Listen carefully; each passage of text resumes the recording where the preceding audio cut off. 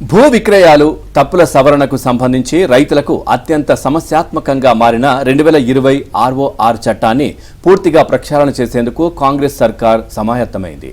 ఈ మేరకు భూ రికార్డుల నిర్వహణ కోసం 2024 ఆర్ఓఆర్ను తెచ్చేందుకు సంకల్పించింది. తద్వారా ధరణి పోర్టల్ స్థానంలో కొత్తగా భూమాత పోర్టల్ను తెచ్చే చర్యలను వేగవంతం చేసింది. ఈ 2024 ఆర్ఓఆర్ ముసాయిదా బిల్లును నిన్న మంత్రి పొంగులేటి సభ ముందుంచారు. ప్రజలందరి అభిప్రాయాలను పరిగణలోకి తీసుకుని వారిచ్చిన సూచనలు సలహాల మేరకు కొత్త ఆర్ఓఆర్ బిల్లుకు తుది రూపమిచ్చి సభలో ప్రవేశపెట్టనున్నారు. ధరణిలో పరిష్కారం దొరకని సమస్యలను పరిష్కరించడంతో పాటు భవిష్యత్తులోనూ రైతులు ఎలాంటి ఇబ్బందులు లేకుండా మార్పులు చేర్పులు చేసేందుకు వీలుగా ఈ కొత్త సమగ్ర ఆర్ఓఆర్ 2024 ముసాయిదాకు రూపకల్పన చేసింది.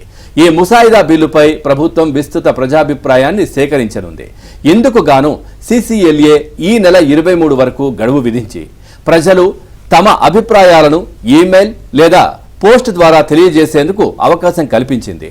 లేఖ ద్వారానైతే ల్యాండ్ లీగల్ సెల్ CCLA కార్యాలయం, Nampally station road, Annapurna hotel ఎదురుగా యాబిడ్స్ చిరునామాకు పంపాల్సి ఉంటుందని పేర్కొంది.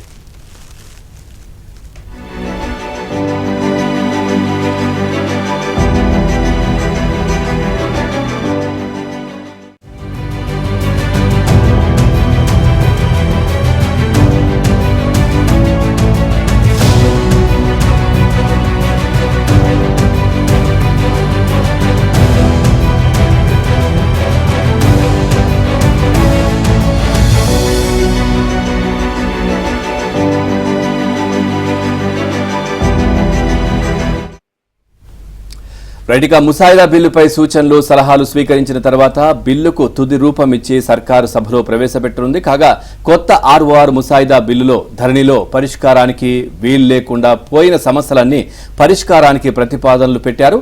ఈ మేరకు మొత్తంగా 20 సెక్షన్ల కింద వివిధ రకాల భూ సమస్యలను పరిష్కరించుకునే వెసులుబాటు కూడా కల్పించారు. ఓవరాల్గా 2 అంశాలకు సంబంధించి కూడా మరింత సమాచారాన్ని అందించడానికి మా కరెస్పాండెంట్ రాజేష్ కూడా సిద్ధంగా ఉన్నారు. Rajesh, good morning. పూర్తి డీటెయిల్స్ ఏంటి? ఒకవైపు జాబ్ క్యాలెండర్, ఇంకోవైపు ఈ ముసాయిదా బిల్లు ఆర్ఓఆర్ కి సంబంధించి పూర్తి డీటెయిల్స్ ఏంటి? Good morning Pawan. మొత్తానికి కాంగ్రెస్ ప్రభుత్వం చెప్పినట్లుగానే అధికారంలోకి వచ్చిన తర్వాత నిరుద్యోగ సమస్యతో పాటు ఏళ్ల తరబడి పెండింగ్ లో ఉన్నటువంటి సమస్యలకు శాశ్వత పరిష్కారం చూపిస్తామని చెప్పేసి అనౌన్స్ చేసింది. దానికి అనుగుణంగా శాసనసభలో దాదాపు 9 రోజుల పాటు నిర్వహించినటువంటి శాసనసభలో అనేక అంశాలను ప్రస్తావిస్తూ కొన్ని బిల్లులను కూడా పెట్టింది.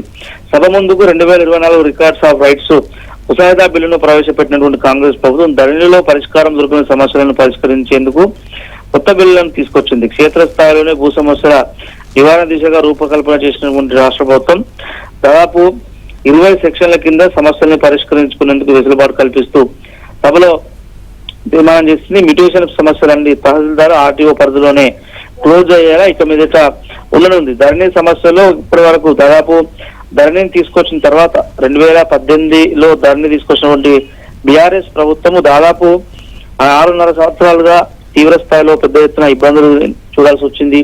అనేక చోట్ల సంబంధం లేని భూములలో నిషేధిత జాబితాలోకి వెళ్లిపోవడము, సంబంధం లేనటువంటి భూములు ప్రొహిబిటెడ్ లిస్ట్ లో పెట్టేటువంటి ప్రయత్నం చేయడం, తద్వారా రాష్ట్ర వ్యాప్తంగా పెద్ద ఎత్తున రైతులు ఇబ్బంది పడేటువంటి పరిస్థితిని చూడాల్సి వచ్చింది. దీనికి సంబంధించి రికార్డులో తప్పులు దొరికితే అప్పీలుకు అవకాశం లేకుండా పోయేటువంటి సందర్భం గతంలో ఉంది. దీనికి పూర్తి స్థాయిలో శాశ్వత పరిష్కారం దిశగా దాదాపు సెక్షన్ 6 కింద సాదాబైనామా దరఖాస్తుల పరిష్కారం చూపుతూ ముసాయిదా బిల్లుపై ప్రజాభిప్రాయ సేకరణ నిర్వహించాలని చెప్పేసి రాష్ట్ర ప్రభుత్వం నిర్వహించింది. దానిలో భాగంగా అసెంబ్లీలో పూర్తి స్థాయిలో చర్చ చేసి కొత్త అంశం తీసుకొచ్చి ఇక మీదట శాశ్వత పరిష్కారం దిశగా గతంలో ఉన్నటువంటి ఇబ్బందులన్నీ తొలగించేందుకు రాష్ట్ర ప్రభుత్వం నిర్ణయానికి వచ్చింది. దీంతో పాటుగా జాబ్ క్యాలెండర్ సంబంధించి 2025 ఆగస్టు వరకు నియామక పరీక్షల వివరాలను అసెంబ్లీలో విడుదల చేశారు బట్టి విక్రమార్క. అక్టోబర్లో గ్రూప్ 1 మెయిన్స్ మరో నోటిఫికేషన్ జారీ చేయనుంది రాష్ట్ర ప్రభుత్వం. నవంబర్, ఏప్రిల్లో టెట్, ఫిబ్రవరిలో DSC, ఏప్రిల్లో SI కానిస్టేబుల్ పోస్టుల భర్తీకి నోటిఫికేషన్ జారీ చేయాలని చెప్పేసి రాష్ట్ర ప్రభుత్వం.